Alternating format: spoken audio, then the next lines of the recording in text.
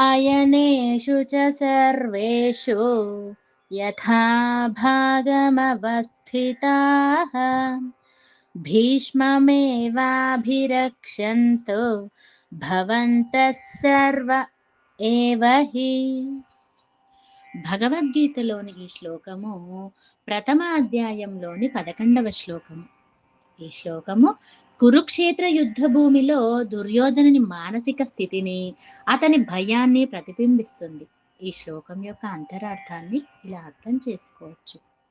మీరందరున్నూ వ్యూహ మార్గములందు మీ మీ నియమిత స్థానములందుండి భీష్మనే సర్వ విధములుగా కాపాడుచుండవలయును.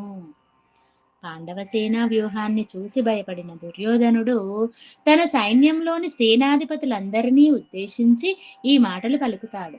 పాండవుల సైన్యం వ్యూహాత్మకంగా బలంగా ఉందని గ్రహించిన దుర్యోధనుడు తన సైన్యాన్ని అప్రమత్తం చేస్తూ భీష్మ పితామహుని రక్షించమని కోరుతాడు.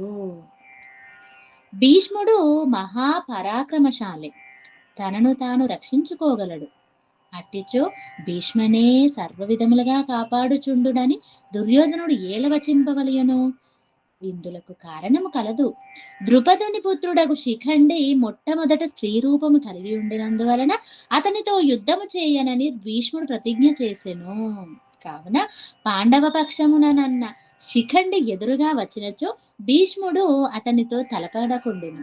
ఆ ఆపదను చూచుకొని శత్రువులు అతనిని వధింపవచ్చును. ఈ రహస్యం ఎరింగి దుర్యోధనుడు వీరందరినీ భీష్ముని ఎదుటకు శిఖండి రాకుండులాగున సర్వ విధములా అతనిని సంరక్షించుచుండునని ఆదేశించెను. దుర్యోధనుని భయము బయటకు గర్వంగా కనిపిస్తున్నా లోపల దుర్యోధనుడు పాండవుల పరాక్రమం పట్ల ఆందోళన చెందుతున్నాడని ఈ మాటలు సూచిస్తున్నాయి. భీష్ముడు ఓడిపోతే తమ ఓటమి తథ్యమని అతడు బలంగా నమ్మాడు. కౌరవ సైన్యానికి భీష్ముడే ప్రధాన రక్షకుడు.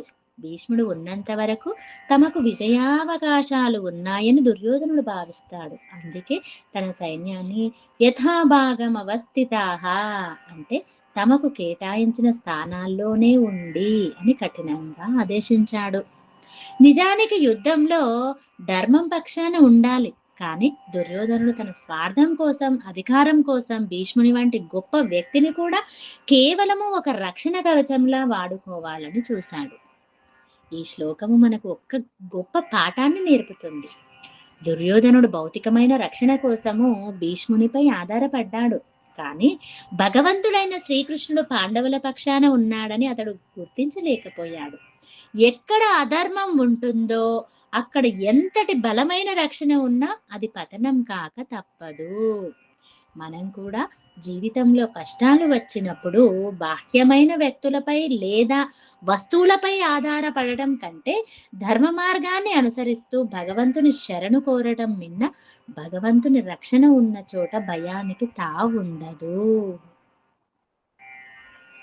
భీష్ముడు ఒకడు క్షేమంగా ఉన్నచో శత్రువులందరినీ పరిమార్చగల సామర్థ్యం అతనికి కలదు కనుక తన సైన్యమంతయు క్షేమంగా ఉన్నట్లేనని భావించిన వాడే దుర్యోధనుడు తన వీరులను పై విధముగా ఆజ్ఞాపించెను.